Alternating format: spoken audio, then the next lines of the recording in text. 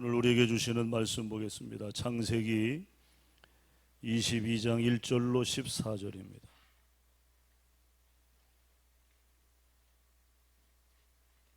창세기서 22장 1절로 14절.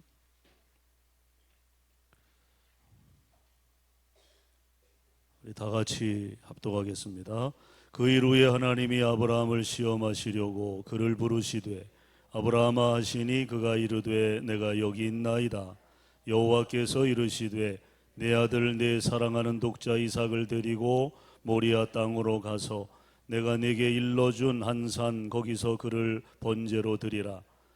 아브라함이 아침에 일찍이 일어나 나귀의 안장을 지우고 두 종과 그의 아들 이삭을 데리고 번제에 쓸 나무를 쪼개어 가지고 떠나 하나님이 자기에게 일러주신 곳으로 가더니 제3일에 아브라함이 눈을 들어 그곳을 멀리 바라본지라. 이에 아브라함이 종들에게 이르되 너희는 나귀와 함께 여기서 기다리라. 내가 아이와 함께 저기 가서 예배하고 우리가 너희에게로 돌아오리라 하고 아브라함이 이에 번제 나무를 가져다가 그의 아들 이삭에게 지우고 자기는 불과 칼을 손에 들고 두 사람이 동행하더니 이삭이 그 아버지 아브라함에게 말하여 이르되 내 아버지여 하니 그가 이르되 내 아들아 내가 여기 있노라. 이삭이 이르되 불과 나무는 있거니와 번제할 어린 양은 어디 있나이까. 아브라함이 이르되 내 아들아 번제할 어린 양은 하나님이 자기를 위하여 친히 준비하시리라 하고 두 사람이 함께 나아가서 하나님이 그에게 일러주신 곳에 이른지라. 이에 아브라함이 그곳에 제단을 쌓고 나무를 벌려놓고 그의 아들 이삭을 결박하여 제단 나무 위에 놓고 손을 내밀어 칼을 잡고 그 아들을 잡으려 하니 여호와의 사자가 하늘에서부터 그를 불러 이르시되 아브라함아 아브라함아 하시는지라. 아브라함이 이르되 내가 여기 있나이다 하매 사자가 이르시되 그 아이에게 내 손을 대지 말라. 그에게 아무 일도 하지 말라. 내가 내 아들 내 독자까지라도 내게 아끼지 아니하였으니 내가 이제야 내가 하나님을 경외하는 줄을 아노라. 아브라함이 눈을 들어 살펴본즉 한 순양이 뒤에 있는데 뿔이 수풀에 걸려 있는지라. 아브라함이 가서 그 순양을 가져다가 아들을 대신하여 번제로 드렸더라. 아브라함이 그 땅 이름을 여호와 이레라 하였으므로 오늘날까지 사람들이 이르기를 여호와의 산에서 준비되리라 하더라. 아멘. 자, 우리 옆 사람과 인사 나누겠습니다. 하나님은 당신을 사랑하십니다. 이렇게 인사 나누세요.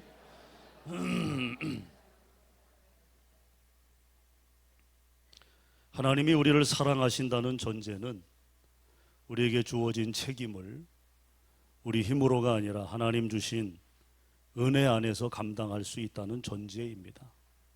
우리가 인생을 살다 보면 힘들고 어려운 일들이 얼마나 많아요. 그러나 하나님이 나를 사랑하신다는 사실을 알면 우리는 뒷걸음질 치지 않고 또 넘어지지 않습니다. 믿음으로 이겨낼 수 있기 때문에 그렇죠. 그것이 그리스도인의 위대함 아니겠습니까? 오늘 하나님의 눈높이라고 하는 제목을 통해서 하나님의 관점입니다. 우리의 관점이 아니라 하나님의 관점, 이것을 배우는 오늘 말씀을 통해서 여러분의 삶의 관점의 변화가 일어나고 그 관점의 변화를 통해서 하나님의 영광을 드러내는 그런 복된 시간이 되었으면 좋겠습니다. 우리 이기출 장로님, 박기현 장로님이 선교 여정을 잘 마치고 어제 돌아오셨어요. 많이 힘드셨을 것으로 예상이 됩니다. 그래도 무탈하게 건강하게 돌아오셔서 감사하고 또 우리 허윤희 목사님 오늘 우리와 함께 또 이렇게 예배합니다. 하나님께서 그 길을 인도하시고 또 복되게 귀하게 사용하실 줄로 믿습니다. 미국에서 3대를 이어가는 목회자 집안 출신의 토미 테니라는 목사님이 계시는데 3대를 이어갑니다. 3대를. 저희 가정은 지금 이제 2대를 이어가는데 3대를 이어간다.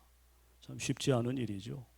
이 토미 테니 목사님이 또 글 쓰는 재주가 있어요. 하나님이 은사를 주셔서 여러 권의 책을 집필했는데 그 책 가운데 하나님의 관점이라는 제목의 책이 있습니다. 그 책 서문에 보면요, 자신의 막내딸이 한 서너 살쯤 되었을 때 엘리베이터 안에서 경험했던 일을 기술하면서 그 책에 이제 서문을 여는 거죠. 어린 딸이 엘리베이터 타는 것을 아마 좋아했던 것 같아요. 엘리베이터가 이렇게 오르고 내릴 때 그 느낌이 있잖아요. 느낌이.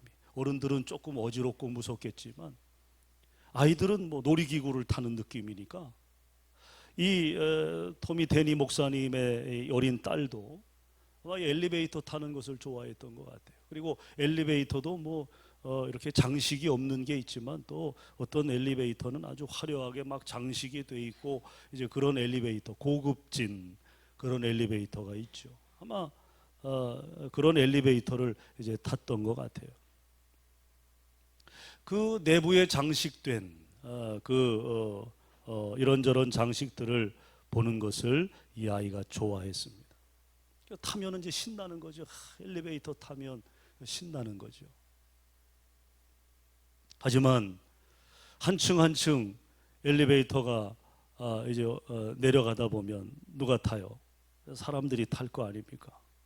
그러면 사람이 많이 타면 그 위에 시그널에 뭐가 뜹니까?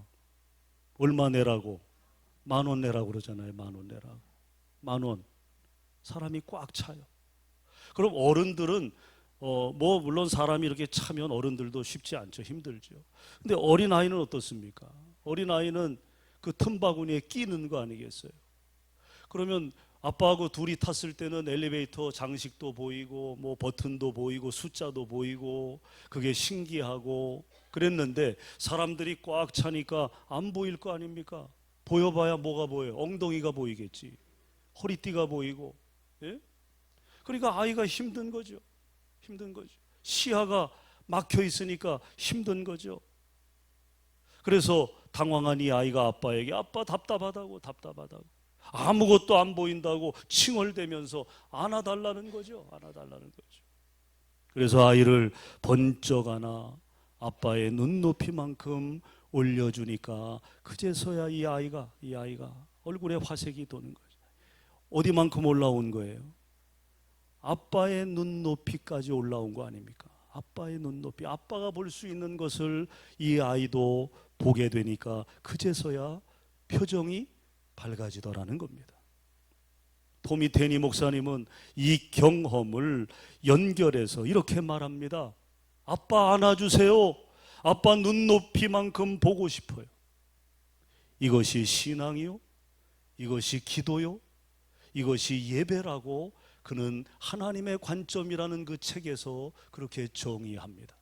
아빠 안아주세요. 아빠 눈높이만큼 보고 싶어요. 아이는 아빠의 품에 안겨 아빠와 같은 눈높이, 즉 아빠의 관점으로 세상을 볼 수 있었던 겁니다.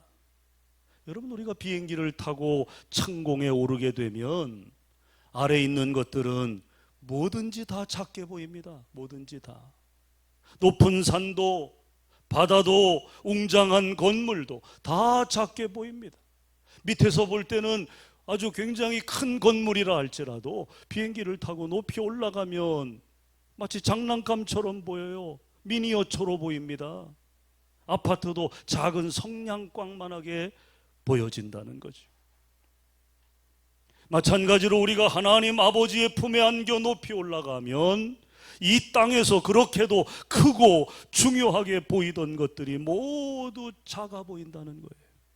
가정의 문제도, 직장의 어려움도, 돈, 갈등, 고민, 이런저런 우리를 누르고 압박했던 그 세상의 모든 문제들, 어려움들,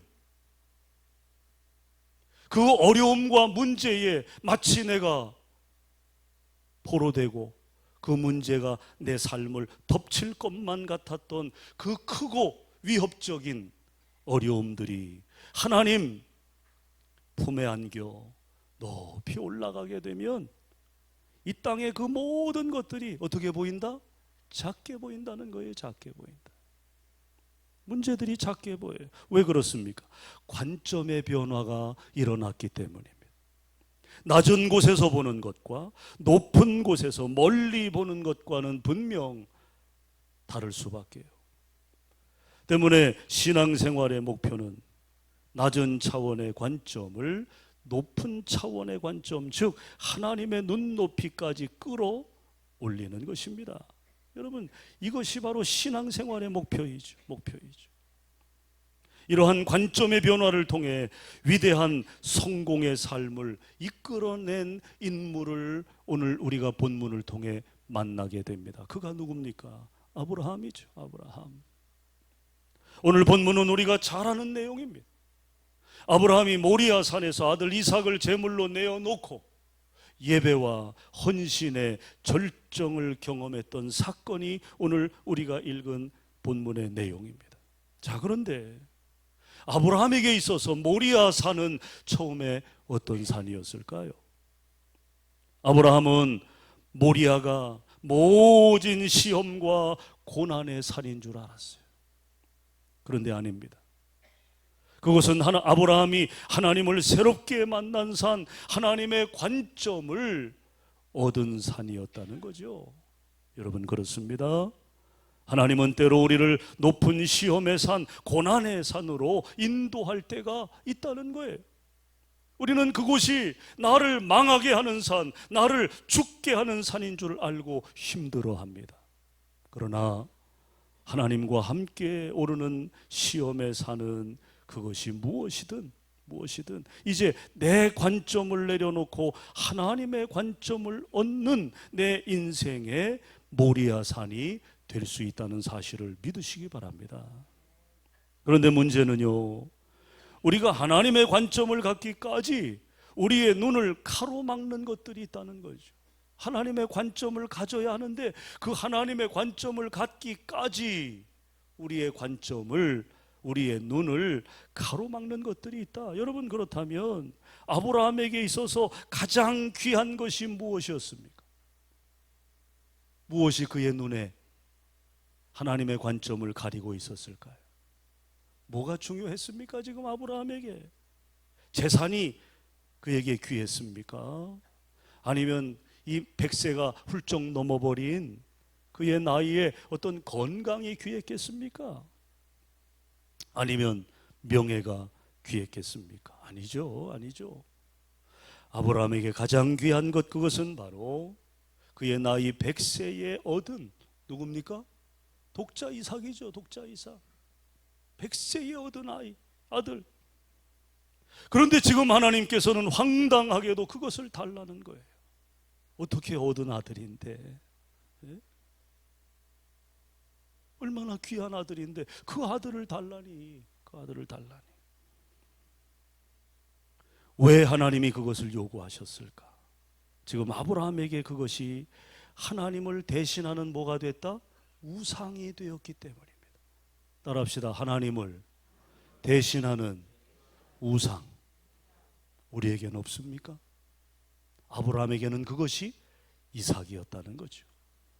그러므로 내가 지금 너무나 소중하게 여기는 것이 있어서 그것이 내 눈을 가리고 있다면 하나님은 지금 그것을 내려놓게 하십니다. 그리고 하나님의 관점을 회복하게 하신다는 거죠. 그러면 아브라함에게 있어서 이삭이 왜 우상이냐? 자, 오늘 본문 2절을 다시 보시면, 자, 오늘 본문 2절에 뭐라고 되어 있느냐면 2절 보세요. 2절, 여호와께서 이르시되 내 아들, 내 사랑하는 독자. 자, 내 아들, 내 사랑하는 독자라는 말이 나와요. 자, 이 말의 배경은 뭡니까? 지금 아브라함이 이삭을 어떻게 보고 있는가에 대한 설명이죠.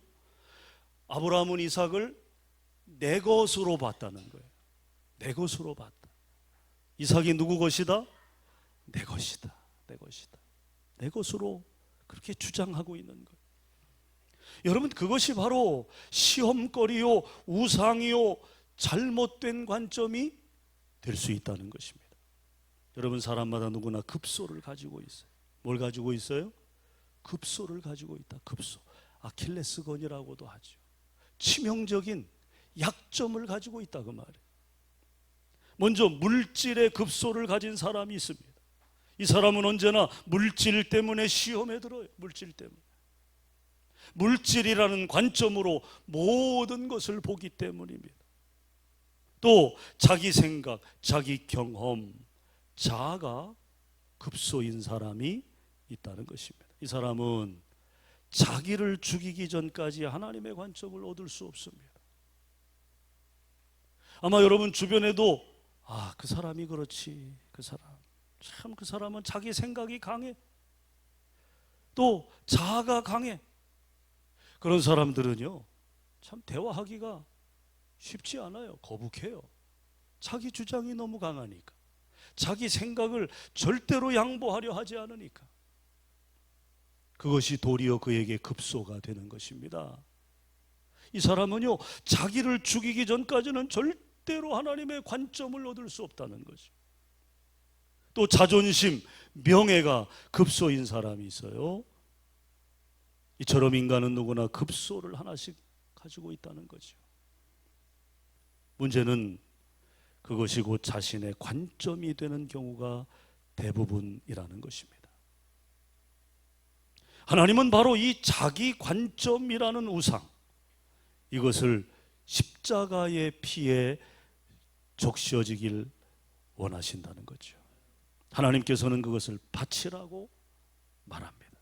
잘라버리라고 말합니다. 그래야만 하나님의 관점이라고 하는 새싹이 돋아나기 때문이죠.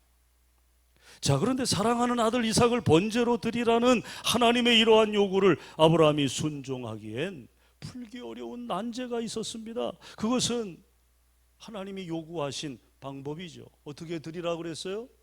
번제로 드려라. 여러분, 번제가 뭡니까?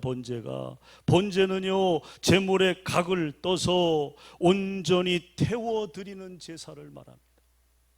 5대 제사 가운데 어찌 보면 기본적인 제사를 말하는 것입니다. 불로 태워드립니다. 그래서 화제라고도 하고요, 온전히 태워 연기를 드리는 제사라 하여 온전제사라고도 부릅니다. 하나님은 아브라함에게 아무런 이유를 설명하시지도 않고 무조건 아들을 번제로 드리라는 거예요. 죽여서 각을 떠서 그 아들을 태워서 드려라. 여러분 같으면 이 하나님의 요구를 어떻게 생각하시겠어요?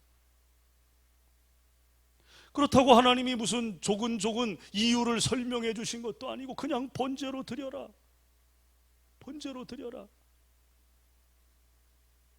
사실 아브라함은 이해가 안 됐을 겁니다. 아니, 이해는 고사하고 이건 용납될 수 없는 일 아닙니까? 그러나 놀라운 사실, 이 명령이 하나님의 명령으로 확인되는 순간 아브라함은 왜? 라고 묻지 않았다는 거죠. 하나님, 왜 그래야 합니까? 왜 바쳐야 합니까? 항거하지 않았다는 거예요. 우리가 눈을 비비고 봐도 말씀에서 아브라함이 토를 달거나 아브라함이 따졌거나 아브라함이 항거했다는 말씀이 없습니다. 그것이 하나님의 명령이라고 확인되는 순간 아브라함은 그 명령에 순종했다는 거예요. 종교개혁자 마틴 루터는 이렇게 말했습니다. 진실한 성도는 언제나 왜? 라고 묻지 아니하고 무엇을 할까요? 라고 묻는다. 따라합시다. 진실한 성도는 언제나 왜라고 묻지 않고 무엇을 할까요? 라고 묻는다. 마틴 루터가 한 이야기입니다. 진실한 성도는 왜라고 묻지 않는다는 거죠. 무엇을 할까요? 여러분, 우리가 살다 보면 도저히 이해할 수 없는 일들이 벌어질 때가 있습니다. 이때 주님, 제가 겪는 이 고난 속에 제가 뭘 하기를 원하십니까? 주님, 내게 뭘 요구하십니까? 원하시는 바가 무엇입니까? 그것을 물어야 한다는 거예요. 그래야만 우리가 하나님의 관점으로 그 사건을 바라볼 수 있기 때문입니다. 여러분, 그렇습니다. 내 관점을 포기하고 하나님의 관점으로 사건을 보고 문제를 보고 인생을 보기로 결단하는 것, 그것이 예배다. 그것이 예배예요. 그것이. 예배를 드리고 나서도 여전히 내 관점이 변화되지 않는다면, 내가 변화되지 않는다면 그 예배는 그냥 자기 예배인 거예요. 자기 만족을 위한 예배인 거예요. 하나님이 받으시는 예배는 아닌 것입니다. 진정 우리가 하나님께 드리는 예배는 뭡니까? 내 관점이 포기되는 거예요. 하나님의 관점으로 변화되는 것입니다. 그래서 하나님의 관점으로 사건을 보고 문제를 보고 내 인생을 보는 거죠.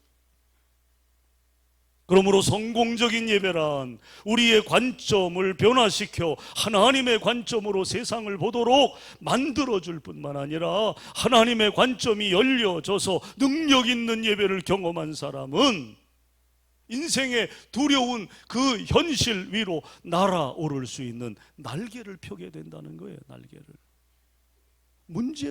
문제를 넘어가는 겁니다. 문제. 새들은 여러분 공간에 구애받지 않잖아요. 아무리 높은 건물도 우리야 그것이 장애물이 될 수 있지만, 날개를 가진 새는 어떻습니까? 날아서 넘어가지 않겠어요? 우리가 진정 하나님의 관점이 열려져서 능력 있는 예배를 경험하는 사람이 된다면, 오늘 우리는 우리의 삶에 날개를 달게 된다.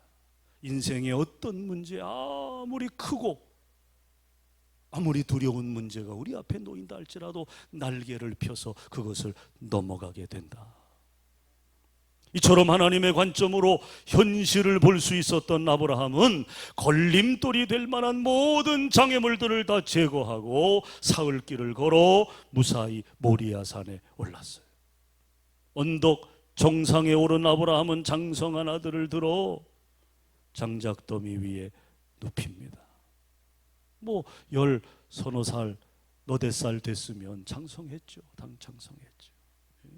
요즘 아이들 얼마나, 여러분 그 나이 때 보면 정말 놀랄 만큼 발육력이 얼마나 좋습니까? 이삭도 장성했겠죠. 그 아들을 들어 장작더미 위에 눕혔다.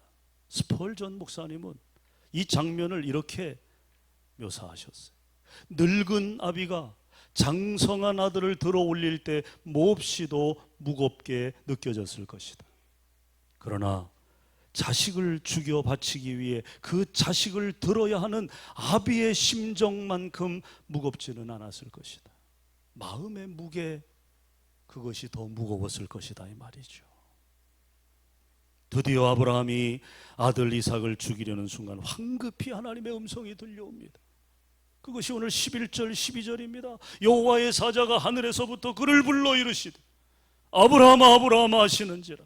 아브라함이 이르되 내가 여기 있나이다 하며 사자가 이르시되 그 아이에게 내 손을 대지 말라, 그에게 아무 일도 하지 말라. 내가 내 아들 내 독자까지도 내게 아끼지 아니하였으니 이제야 내가 하나님을 경외하는 줄을 아노라. 따라합시다. 이제야 내가 하나님을 경외하는 줄을 아노라. 자, 여기 이제야를 우리가 드디어로 바꿀 수 있을 겁니다. 드디어 하나님의 관점으로 보게 되었을 때 누가 나타납니까? 하나님이 나타나시는 거예요. 하나님이 나타나시는 거예요. 인간의 관점이 닫히고 하나님의 관점이 열릴 때 하나님이 우리 가운데 임하게 되신다는 거죠. 여러분, 그렇습니다. 나의 이삭, 나의 관점이 죽어지면 하나님의 관점이 살아납니다. 할렐루야. 내가 이 세상에서 그토록 소중히 여기는 것들을 포기할 때 비로소 하나님이 나타나시는. 여러분, 아브라함의 신앙을 신약 성경인 히브리서 14장 19절은 이렇게 말합니다. 제가 읽겠습니다. 그가 하나님이 능히 이삭을 죽은 자 가운데서 다시 살리실 줄로 생각한지라. 그러니까 아브라함은 이삭을 데리고 모리아 산으로 올라가면서 그 복잡한 마음 이면에 하나님이 살리신다, 하나님이 내 아들을 살리신다, 하나님의 아들 이삭을 살리신다, 그 믿음 가지고 올라갔다는 거죠. 비유컨대 그를 죽은 자 가운데서 도로 받은 것이니라. 이게 히브리서에 기록된 아브라함의 신앙에 대한 정의입니다. 이삭을 바치는 그 자리에서 아브라함은 성경상 최초로 부활의 신앙을 행동으로 고백했다는 거죠. 이게 부활신앙입니다. 부활신앙. 하나님이 살려주신다. 하나님이 살려주신다. 그래서 우리는 아브라함을 믿음의 조상, 복음의 조상이라고 부릅니다. 오늘 본문 5절 우리 다시 한번 보세요. 5절 한번 읽겠습니다. 다 같이 시작.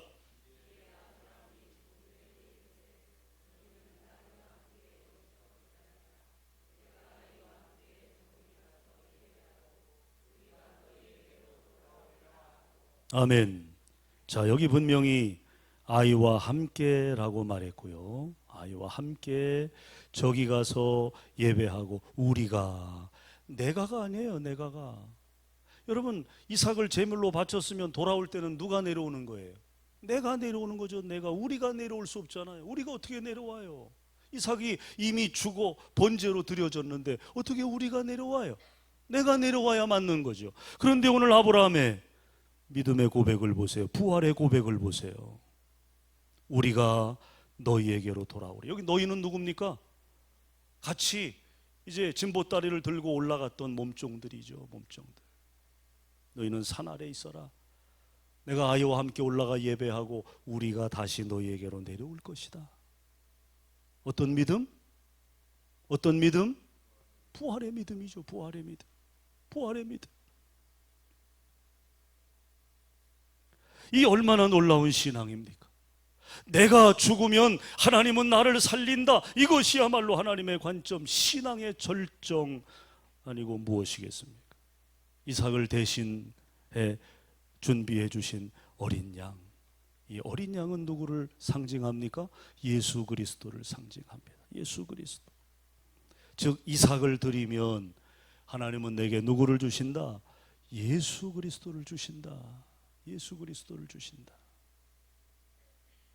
아브라함은 아들을 바치고 아들은 물론 예수 그리스도까지 얻었어요. 이것이 신앙생활의 결론입니다. 종종 준비하시는 하나님을 믿지 못해 불평하다가 내 힘으로만 살려고 하다가 순종 한번 못해보고 예수 그리스도를 잃는 이들이 있습니다. 안타까운 일이죠. 불행한 일이죠. 여러분, 만일 우리가 세상을 다 얻었다 해도 예수 잃으면 망한 인생 아닙니까? 그러므로 예수는 세상의 모든 것을 다 바치고도 얻어야 할 가장 귀한 보물인 줄로 믿습니다. 하나님의 관점, 그것은 세상을 내려놓고 내가 얻어야 할 신앙의 절정이라는 것입니다. 정리합니다. 여러분, 이 시간 세속으로 오염된 우리의 눈을 내려놓으시기를 바랍니다. 죄로 물든 내 안경을 벗어버리십시오.